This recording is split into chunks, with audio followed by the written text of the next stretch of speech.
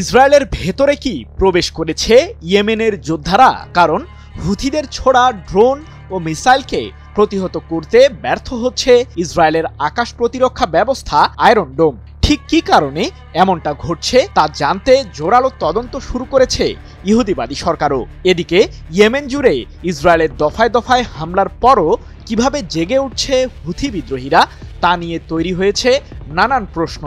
ইয়েমেনের বিদ্রোহী গোষ্ঠীটি কোথায় পাচ্ছে এত আধুনিক অস্ত্র, যার ফলে কোণঠাসা হয়ে পড়ছে আয়রন ডোম? ইসরায়েলের দক্ষিণাঞ্চলীয় বন্দর শহর এইলাতের একটি রিসর্টকে লক্ষ্য করে সম্প্রতি 12 দফায় ড্রোন হামলা চালায় ইয়েমেনের হুথি বিদ্রোহীরা। এই হামলায় অন্তত 20 জন ইসরায়েলি গুরুতর আহত হন। কিন্তু ইসরায়েলের অত্যাধুনিক আকাশ প্রতিরক্ষা ব্যবস্থা আয়রন ডোম ভেদ করে কিভাবে এত সাফল্য পাচ্ছে হুথিদের ড্রোনগুলো, বিষয়টির উত্তর জানতে ইসরায়েলের প্রধানমন্ত্রী বেনিয়ামিন নেতানিয়াহু তদন্ত কমিটিও গঠন করেছেন। এক প্রতিবেদনে বিষয়টি নিশ্চিত করেছে ব্রিটিশ বার্তা সংস্থা রয়টার্স। শুধু যে ড্রোন দিয়েই ইহুদিবাদীদের ঘায়েল করছে হুথিরা এমনটি নয়, একাধিক ওয়ারহেড বহনকারী হাইপারসনিক ব্যালিস্টিক মিসাইল প্যালেস্টাইন 2 দিয়েও ইসরায়েলে হামলা চালাচ্ছে ইয়েমেনের বিদ্রোহী গোষ্ঠীটি। মূলত গাজায় ইসরায়েলের প্রধানমন্ত্রী বেনিয়ামিন নেতানিয়াহুর গণহত্যা এবং ইয়েমেন জুড়ে ইহুদিবাদীদের চরম আগ্রাসনের জবাবেই এই হামলাগুলো পরিচালনা করে আসছে হুথিরা। নেতানিয়াহুর অভিযোগ, হুথিদেরকে অস্ত্র এবং অর্থ দিয়ে সহায়তা করছে ইরান, কারণ ইরানের সামরিক বহরে শত শত ব্যালিস্টিক মিসাইল রয়েছে। এছাড়াও দেশটির বিজ্ঞানীরা এই অস্ত্রটি তৈরি করতে পারদর্শী। যদিও ইসরায়েলের প্রধানমন্ত্রীর এই অভিযোগ বারবার অস্বীকার করেছে তেহরান।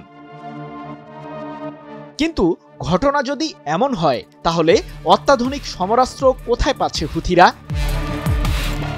কি বুঝলেন ভাই? অনলি যেটাই চাই। বিভিন্ন আন্তর্জাতিক গবেষণা প্রতিষ্ঠানের জরিপ বলছে, প্যালেস্টাইন 2 মডেলের যেই ক্ষেপণাস্ত্রটি ব্যবহার করে ইসরায়েলে প্রায়ই হামলা চালায় ইয়েমেন, সেটি মূলত হুথিরাই তৈরি করেছে। এটি একটি কৌশলগত অস্ত্র যা অত্যাধুনিক ক্ষেপণাস্ত্র প্রতিরক্ষা ব্যবস্থাকে ভেদ করতে সক্ষম। চলতি বছরের জানুয়ারিতে ইসরায়েলের হাইফা শহরের একটি বিদ্যুৎ কেন্দ্রে এই মিসাইলটি দিয়ে হুথিরা হামলা চালালে তারপর থেকেই প্যালেস্টাইন 2কে নিয়ে আলোচনা শুরু হয়।